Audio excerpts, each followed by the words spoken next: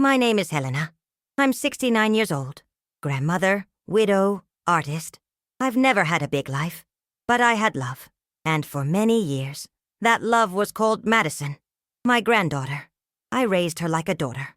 Her mother, my daughter, was always buried in 2 jobs. And it was here, in my little backyard house with cracked walls, that Madison learned to walk, to paint, to smile. She called me Nana. Just that.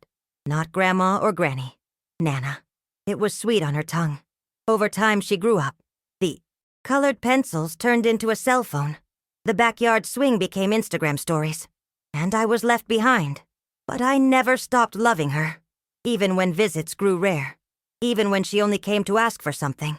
And for 12 years, I did something no one knew. I saved money. Little by little. I cut back on gas. Skipped expensive medicine. Repurposed clothes. All so Madison could study art at her dream college. And when she turned 18, I wanted to give her more than money. I wanted to give her memories. I painted a picture for her. The backyard swing. The dog Max. The flowers at the window. I painted with the hands that rocked her when she had a fever. With eyes that no longer see so well, but still see love. The party was in a huge hall. Glass tables, a DJ, a buffet.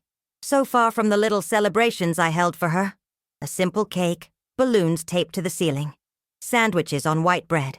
I arrived with my painting wrapped in craft paper and a white ribbon I'd saved just for this. I slipped inside quietly. No one noticed me. Madison circulated among the guests, laughing loudly in her high heels and heavy makeup. I saw my daughter, Lauren, from afar. She forced a smile. Oh, you came. As if I were just some neighbor, not the woman who raised her. I handed over the gift. May I give this to her? Just put it with the others. She pointed to a pile of designer boxes. But something inside me said, wait. So I waited. It was time for presents. Everyone recording. With their phones. Madison opened expensive handbags, wireless earbuds, luxury perfumes. Until she got to my package. She paused. Read out loud. It's from my Nana. She untied the bow, pulled out the painting. She made a face, and said loudly for all to hear. Painting? Are you kidding me? They laughed. Too cheap even to be a gift. I thought it was table decor. Someone whispered. My daughter looked away, pretended not to hear. Madison leaned the painting against a table. It's cute, and moved on to the next gift. I stood there frozen, empty-handed, my heart leaking onto the floor. No one noticed when I left. No one asked if I was okay. Because being invisible is this. You bleed and nobody cares. In the car, I looked at the steering wheel and saw a tear fall onto my widow's ring. And there, I understood. She didn't mock the gift. She mocked me. I drove home in the dark. Didn't even turn on the light. Just sat in the kitchen where she used to paint with gouache on the floor. I grabbed a chipped glass, filled it with tap water, and stared into nothingness. Then I walked to the drawer where I'd kept, for 12 years, everything that was hers. Receipts, bank statements, sacrifices on paper. It was all there, in an envelope labeled Madison College Fund. I turned on the computer, typed the password, logged in, and I transferred the money. I took the funds I'd set aside for her and put them in my own name. Not for revenge, but for myself, for the first time. For me. The next day I received a message. Hi, Nana. Can I come by? I've missed you. It had been so long since she called me that. She showed up with expensive cookies, a rehearsed smile, and a sweet voice. I'm sorry about the party. I was nervous. It was too much. She said she missed me. Talked about Cal Arts. Wanted to reconnect. My foolish heart wanted to believe her. But after she left, I noticed she'd forgotten her laptop. The screen still on. An open chat with a friend. I read the message. She's falling for it perfectly. I said I missed her. Cried a bit. Nana always melts at that. A few more visits and she returns the fund. Cal Arts. Here I come. My blood ran cold. Each word was a stab in the chest. It wasn't regret. It was an act. I closed the computer, as if closing a coffin. But my mourning wasn't for her. It was for the little girl I thought she was. The one who used to paint rainbows on the kitchen wall. She had died long ago. And I was, for the first time, ready to let her rest in peace. I didn't shout. I didn't cry. I simply walked to the easel. There was the painting, the swing, the dog Max, the window flowers, the memory she'd called cheap. But that, to me, was everything. I whispered to the canvas, "You are not trash, and neither am I." I photographed the painting with my old camera.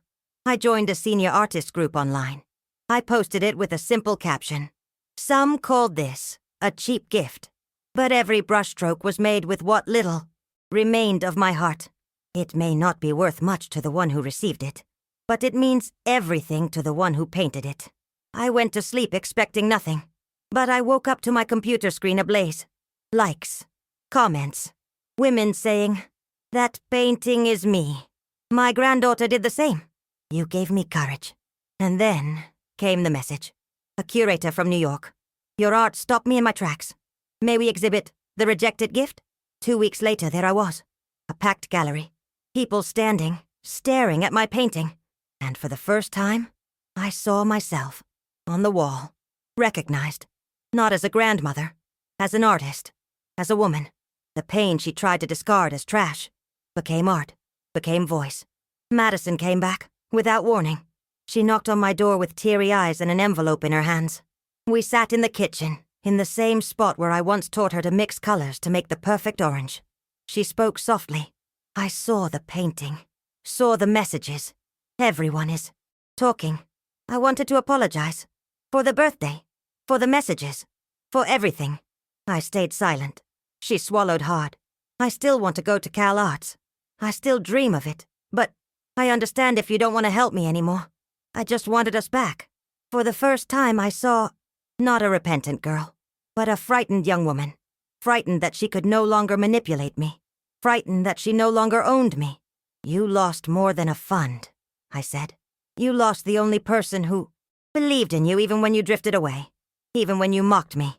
And I opened the door. "If you want anything from me again, you'll have to earn it. No tricks, no performance.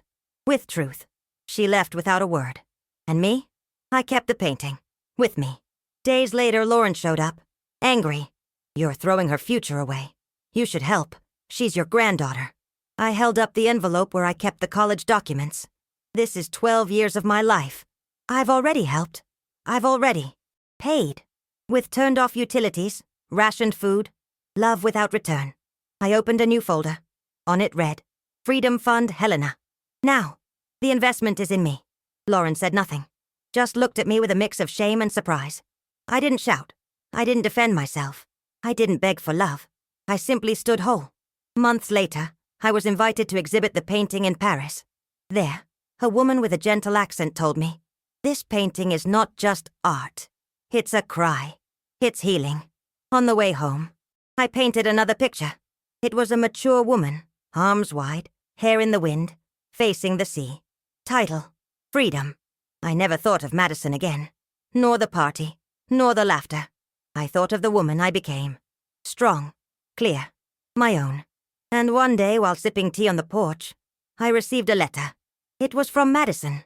"Nana, I don't want your forgiveness. I just want you to know I'm trying to be a better person. And I'm truly sorry.